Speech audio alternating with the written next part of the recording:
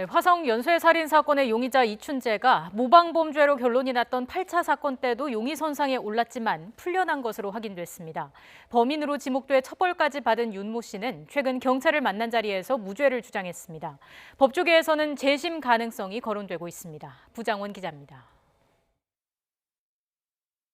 지난 1988년 9월 13살 박모 양이 살해된 8차 화성살인 사건 당시 이춘재가 용의선상에 올랐던 사실이 확인됐습니다. 당시 경찰 수사 기록에서 이춘재를 대면 조사하고 채모까지 채취한 기록이 발견된 겁니다. 하지만 이춘재는 수사망을 빠져나갔고 이듬해 윤모 씨가 범인으로 지목됐습니다. 경찰 관계자는 당시 주변 지역에 살던 수백 명이 비슷한 조사를 받았고 이춘재의 혈액형이 용의자의 것으로 추정됐던 B형이 아니어서 용의선상에서 제외된 것으로 보인다고 말했습니다. 경찰은 그러나 이춘재에 대해선 윤 씨의 재판에서 결정적인 증거로 제시된 방사성 동위원소 감정을 실시하지 않았습니다.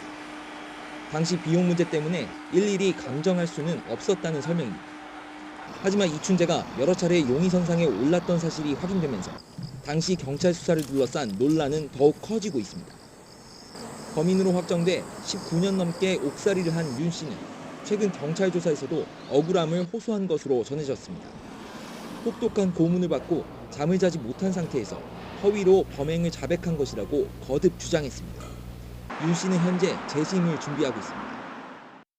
고문과 가혹행위로 허위 자백했다는 주장이 이춘재의 자백이 또 그걸 뒷받침하는 상황이 되는 겁니다. 이걸 어떻게 가볍게 볼 수 있어요? 이춘재와 윤 씨의 주장만으로 재심 청구가 받아들여질지를 놓고는 법조계의 의견이 엇갈리는 가운데 경찰의 수사 결과에 관심이 집중되고 있습니다. YTN 부장원입니다.